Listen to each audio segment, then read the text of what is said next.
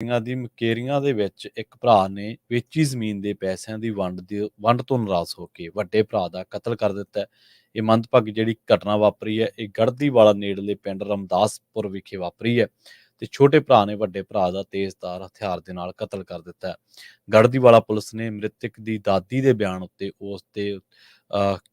Case ਦਰਜ ਕੀਤਾ ਹੈ। ਕਤਲ ਦਾ ਕਾਰਨ ਕਰੀਬ ਮਹੀਨਾ ਪਹਿਲਾਂ ਵੇਚੀ ਜ਼ਮੀਨ ਦੇ ਪੈਸਿਆਂ ਦੀ ਵੰਡ ਨੂੰ ਦੱਸਿਆ ਜਾ ਰਿਹਾ ਹੈ।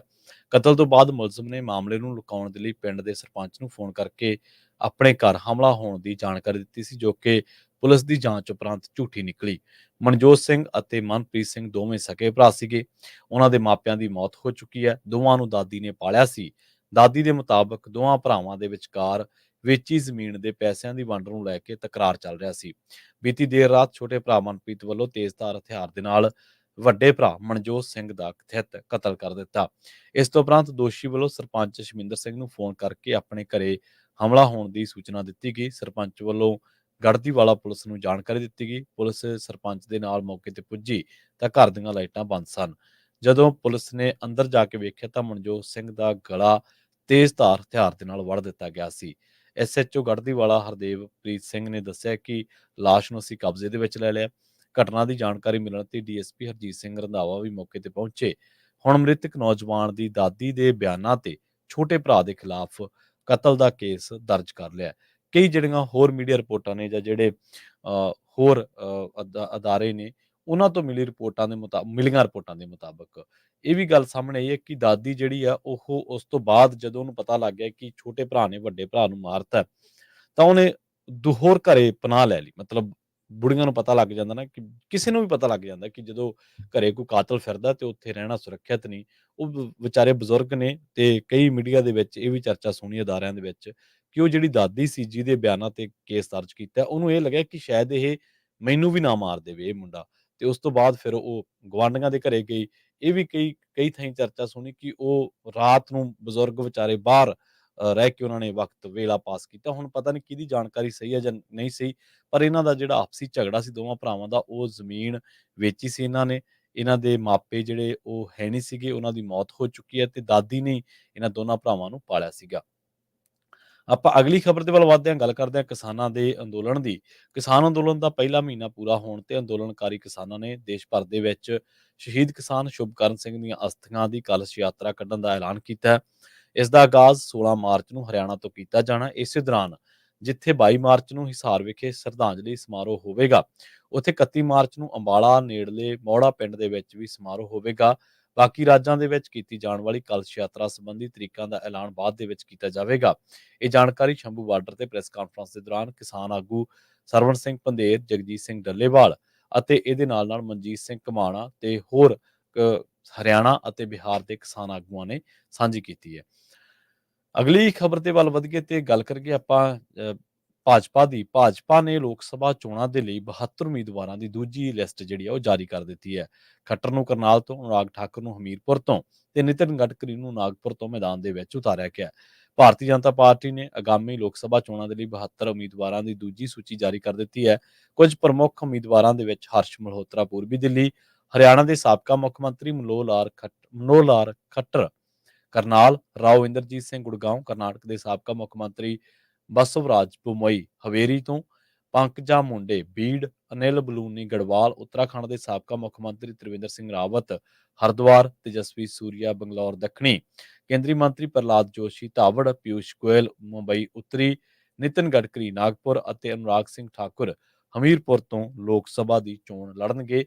ਤੇ ਪਾਰਟੀ ਨੇ ਉੱਤਰ ਭਾਰਤ ਦੇ ਦੋ ਵੱਡੇ ਰਾਜਾਂ ਬਿਹਾਰ ਤੇ ਉੱਤਰ ਪ੍ਰਦੇਸ਼ ਤੋਂ ਲੋਕ ਸਭਾ ਦੇ ਕਿਸੇ ਵੀ ਉਮੀਦਵਾਰ ਦਾ ਐਲਾਨ ਨਹੀਂ ਕੀਤਾ। ਪਾਰਟੀ ਨੇ 2 ਮਾਰਚ ਨੂੰ 16 ਰਾਜਾਂ ਤੇ ਕੇਂਦਰ ਸ਼ਾਸਿਤ ਪ੍ਰਦੇਸ਼ਾਂ ਦੇ ਵਿੱਚ 195 ਉਮੀਦਵਾਰਾਂ ਦੀ ਪਹਿਲੀ ਲਿਸਟ ਜਾਰੀ ਕੀਤੀ ਸੀ। ਜਿਵੇਂ ਕਿ ਆਪਾਂ ਚਰਚਾ ਕਰ ਹੀ ਰਹੇ ਸੀ ਪ੍ਰੋਗਰਾਮ ਦੇ ਵਿੱਚ, ਖਬਰ ਤੇ ਨਜ਼ਰ ਦੇ ਵਿੱਚ ਦੀਪਕ ਸ਼ਰਮਾ ਜੀ ਨੇ ਦੱਸਿਆ ਸੀਗਾ ਕਿ ਜਿਹੜਾ ਖੱਟਰ ਨੂੰ ਲਾਂਭੇ ਕੀਤਾ ਗਿਆ, ਇਹਦਾ ਕਾਰਨ ਉਹਨਾਂ ਨੂੰ ਲੋਕ ਸਭਾ ਚੋਣ ਲੜਾਉਣਾ ਵੀ ਹੋ ਸਕਦਾ ਹੈ। ਉਹ ਹਰਿਆਣਾ ਤੋਂ ਹੁਣ ਚੋਣ ਲੜਨਗੇ ਕਰਨਾਲ ਤੋਂ।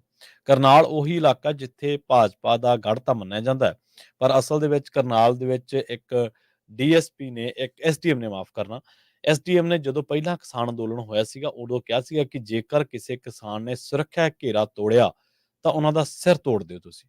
ਉਹਨਾਂ ਦਾ ਸਿਰ ਭੰਨ ਦਿਓ। ਵੀਡੀਓ ਵਾਇਰਲ ਹੋਈ ਸੀ, ਵਿਵਾਦਤ ਹੋਈ ਸੀ। ਉਸ ਤੋਂ ਬਾਅਦ ਖੱਟਰ ਸਰਕਾਰ ਨੂੰ ਸ਼ਰਮੋ-ਸ਼ਰਮੀ ਉਹਦਾ ਤਬਾਦਲਾ ਕਰਨਾ ਪਿਆ ਸੀ। ਚਾਹੀਦਾ ਤਾਂ ਕੇਸ ਸੀਗਾ, ਜੇਕਰ ਆਪਾਂ ਕਿਸੇ ਸਰਕਾਰੀ ਮੁਲਾਜ਼ਮ ਨੂੰ ਡਿਊਟੀ ਦੇ ਦੌਰਾਨ ਧਮਕਾਉਂਦੇ ਹਾਂ ਤਾਂ ਕੇਸ ਬਣ ਸਕਦਾ ਹੈ। ਤੇ ਜੇਕਰ ਕੋਈ ਸਰਕਾਰੀ ਮੁਲਾਜ਼ਮ ਡਿਊਟੀ ਦੇ ਦੌਰਾਨ ਲੋਕਾਂ ਨੂੰ ਧਮਕਾਵੇ ਫੇਰ?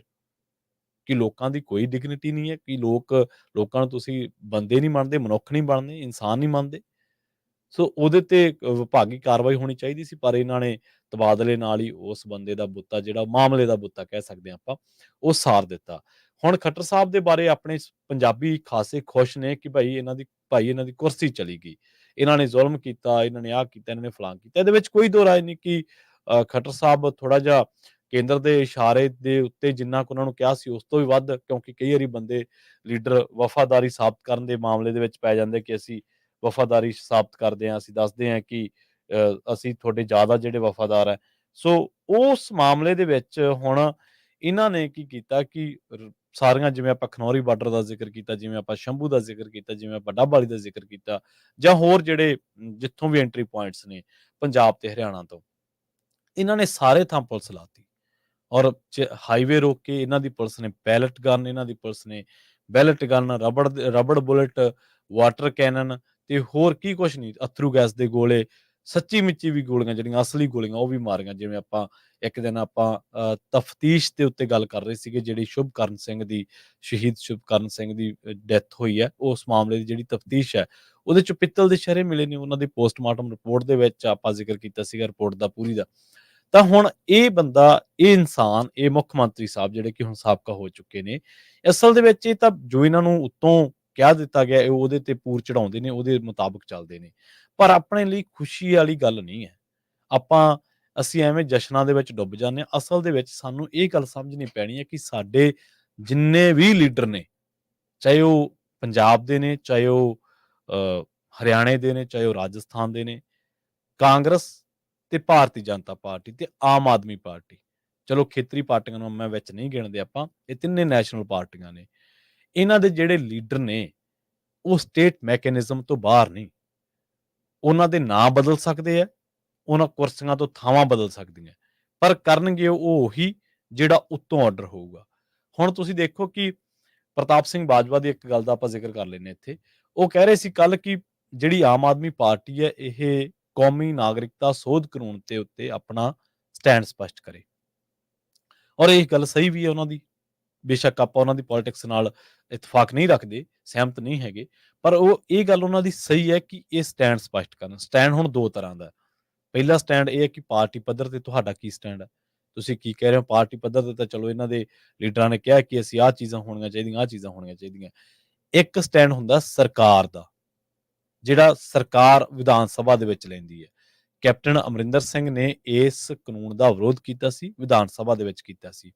ਇਸੇ ਕਰਕੇ ਅੱਜ ਆਪਾਂ ਕਹਿੰਦੇ ਹਾਂ ਕਿ ਬੇਸ਼ੱਕ ਕੈਪਟਨ ਸਾਹਿਬ ਚਲੇ ਗਏ, ਪਰ ਅੱਜ ਆਪਾਂ ਕਹਿ ਸਕਦੇ ਹਾਂ ਕਿ ਸੰਵਿਧਾਨਿਕ ਤੌਰ ਤੇ ਪੰਜਾਬ ਦੀ ਵਿਧਾਨ ਸਭਾ ਇਸ ਕਾਨੂੰਨ ਦੇ ਉਲਟ ਖੜੀ ਸੀ, ਵਿਰੁੱਧ ਖੜੀ ਸੀ।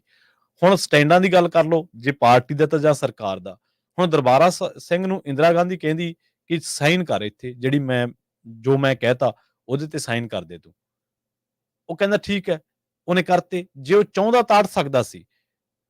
ਉਹ ਕਾਂਗਰਸ ਪਾਰਟੀ, ਪ੍ਰਧਾਨ ਮੰਤਰੀ ਵੀ ਕਾਂਗਰਸ ਪਾਰਟੀ ਦੇ, ਉਹ ਮੁੱਖ ਮੰਤਰੀ ਵੀ ਕਾਂਗਰਸ ਪਾਰਟੀ ਦਾ। ਕਾਂਗਰਸ ਪਾਰਟੀ ਦੇ ਮੁੱਖ ਮੰਤਰੀ ਦੇ ਨਾਂ ਤੇ ਬੇਸ਼ੱਕ ਉਹ ਨਾਲ ਅੜਦਾ, ਪਰ ਉਹਦੇ ਕੋਲੇ ਮੌਕਾ ਸੀਗਾ। ਉਹ ਪੰਜਾਬੀ ਹੋਣ ਦੇ ਨਾਂ ਤੇ ਅੜ ਸਕਦਾ ਸੀ। ਉਹ ਇੱਕ ਮੁੱਖ ਮੰਤਰੀ ਹੋਣ ਦੇ ਨਾਂ ਤੇ ਅੜ ਸਕਦਾ ਸੀਗਾ ਕਿ ਮੈਂ ਇਸ ਗੱਲ ਦੇ ਨਾਲ ਸਹਿਮਤ ਨਹੀਂਗਾ ਜੀ, ਮੈਂ ਇਹਦੇ ਤੇ ਸਾਈਨ ਨਹੀਂ ਕਰ ਸਕਦਾ, ਪਰ ਉਹ ਨਹੀਂ ਅੜਿਆ। ਇਸ ਤਰ੍ਹਾਂ ਪ੍ਰਕਾਸ਼ ਸਿੰਘ ਬਾਦਲ, ਹੁਣ ਦੋਨੇ ਆਪਣੇ ਵਿਚਕਾਰ ਹੈ ਨਹੀਂਗੇ, ਪਰ ਮੈਂ ਸਟੈਂਡ ਦੀ ਗੱਲ ਕਰਦਾ, ਤੁਹਾਨੂੰ ਮਿਸਾਲਾਂ ਤਾਂ ਦੇਣੀਆਂ ਪੈਣਗੀਆਂ। ਪ੍ਰਕਾਸ਼ ਸਿੰਘ ਬਾਦਲ ਕਈ ਮਾਮਲਿਆਂ ਤੇ ਇਹ ਮੁੱਖ ਮੰਤਰੀ ਅਕਾਲੀ ਦਲ ਦਾ ਤਾਂ ਇੱਕ ਇਤਿਹਾਸ ਹੈ ਫੈਡਰਲਿਜ਼ਮ ਦੇ ਲਈ ਲੜਨ ਦਾ। ਉੱਥੇ ਖੜ ਸਕਦੇ ਸੀ, ਲੜ ਸਕਦੇ ਸੀ। ਉੱਥੇ ਨਹੀਂ ਲੜੇ, ਪਾਰਟੀ ਪੱਧਰ ਤੇ ਲੜੇ, ਐਜ਼ ਏ ਮੁੱਖ ਮੰਤਰੀ ਲੜ ਸਕਦੇ ਸੀ, ਪਰ ਨਹੀਂ ਅੜੇ। ਬਹੁਤ ਸਾਰੇ ਮਾਮਲੇ ਤੁਹਾਨੂੰ ਅਜਿਹੇ ਮਿਲ ਜਾਣਗੇ। ਇਸੇ ਤਰ੍ਹਾਂ ਜਿਹੜੇ ਭਗਵੰਤ ਮਾਨ ਸਾਹਿਬ ਨੇ, ਇਹ ਘੱਟੋ ਘੱਟ ਵਿਧਾਨ ਸਭਾ ਦਾ ਸੈਸ਼ਨ ਲੰਘ ਕੇ ਹਟਿਆ, ਉੱਥੇ ਵਿੱਚ ਖੜ ਕੇ ਇੱਕ ਬਿਆਨ ਦੇ ਦਿੰਦੇ ਜੀ ਅਸੀਂ ਜਿਹੜਾ ਸਟੈਂਡ ਲਿਆ ਹੋਇਆ ਪਹਿਲਾਂ, ਅਸੀਂ ਉਹਦੇ ਦੇ ਨਾਲ ਆ, ਅਸੀਂ ਪੰਜਾਬ ਦੀ ਵਿਧਾਨ ਸਭਾ ਦਾ ਪਾਸ ਕੀਤਾ ਹੋਇਆ, ਅਸੀਂ ਉਹਨੂੰ ਟੋ ਕਰਾਂਗੇ, ਅਸੀਂ ਉਹਨੂੰ ਔਨ ਕਰਦੇ ਹਾਂ, ਅਸੀਂ ਅੱਗੇ ਲੈ ਕੇ ਜਾਵਾਂਗੇ। ਗੱਲ ਤਾਂ ਇੰਨੀ ਸੀ, ਪਰ ਉਹ ਗੱਲਾਂ ਨਹੀਂ ਹੋ ਸਕੀਆਂ, ਉਹ ਗੱਲਾਂ ਨਹੀਂ ਵਾਪਰ ਸਕੀਆਂ। ਸੋ ਇਸ ਕਰਕੇ ਚਾਹੇ ਉਹ ਨਾਇਬ ਸਾਹਿਬ ਆਏ ਨੇ ਨਵੇਂ, ਸੈਣੀ ਸਾਹਿਬ ਆਏ ਨੇ, ਚਾਹੇ ਉਹ ਮਨੋਹਰ ਲਾਲ ਖੱਟਰ ਹੈ, ਚਾਹੇ ਉਹ ਯੋਗੀ ਹੈ, ਚਾਹੇ ਉਹ ਕੋਈ ਵੀ ਮੁੱਖ ਮੰਤਰੀ ਇਹਨਾਂ ਦਾ, ਚਾਹੇ ਉਹ ਨਿਤਿਸ਼ ਕੁਮਾਰ ਲਾ ਲਓ, ਚਾਹੇ ਉਹ ਏਕਨਾਥ ਸ਼ਿੰਦੇ ਮਹਾਰਾਸ਼ਟਰ ਦੇ ਵਿੱਚ ਲਾ ਲਓ, ਚਾਹੇ ਗੁਜਰਾਤ ਦੇ ਵਿੱਚ ਬਿਆਨੀ ਸਾਹਿਬ ਨੇ, ਚਾਹੇ ਕੋਈ ਵੀ ਮੁੱਖ ਮੰਤਰੀ, ਉਹਨਾਂ ਦੀ ਵੀ ਇੰਨੀ ਵਿਅਕਤੀਗਤ ਜ਼ੁਰਤ ਨਹੀਂ ਹੈ ਉਹਨਾਂ 'ਚ ਕਿ ਉਹ ਆਪਣੀ ਪਾਰਟੀ ਦੇ ਸਟੈਂਡ ਤੋਂ ਜਾਂ ਜੋ ਉਹਨਾਂ ਨੂੰ ਕਹਿ ਦਿੱਤਾ ਗਿਆ, ਉਹ ਐਜ਼ ਐਨ ਮੁੱਖ ਮੰਤਰੀ ਜਾਂ ਐਜ਼ ਐਨ ਪਾਰਟੀ ਲੀਡਰ ਆਪਣੀ ਗੱਲ ਰੱਖ ਸਕਣ, ਆਪਣੀ ਗੱਲ ਕਹਿ ਸਕਣ। ਹੁਣ ਤੁਹਾਨੂੰ ਕੀ ਲੱਗਦਾ, ਸੈਣੀ ਸਾਹਿਬ ਨੂੰ ਜੇ ਕਹਿਤਾ ਕਿ ਕਿਸਾਨ ਅੱਗੇ ਨਹੀਂ ਲੰਘਣੇ ਚਾਹੀਦੇ, ਤੇ ਇਹ ਖੱਟਰ ਨਾਲੋਂ ਘੱਟ ਕਰਨਗੇ? ਕਿਤੇ ਨਹੀਂ ਘੱਟ ਕਰਨਗੇ। ਇੱਕ ਸ਼ਾਰਟ ਬ੍ਰੇਕ ਦੇ ਲਈ ਰੁਕਦੇ ਹਾਂ, ਬ੍ਰੇਕ ਤੋਂ ਬਾਅਦ ਆਪਣੇ ਨਾਲ ਜੁੜਨਗੇ ਡਾਕਟਰ ਗੁਰਜੋਤ ਸਿੰਘ, ਜੋਤ ਆਯੁਰਵੈਦਿਕ ਸੈਂਟਰ, ਟੋਰਾਂਟੋ, ਕੈਨੇਡਾ ਤੋਂ।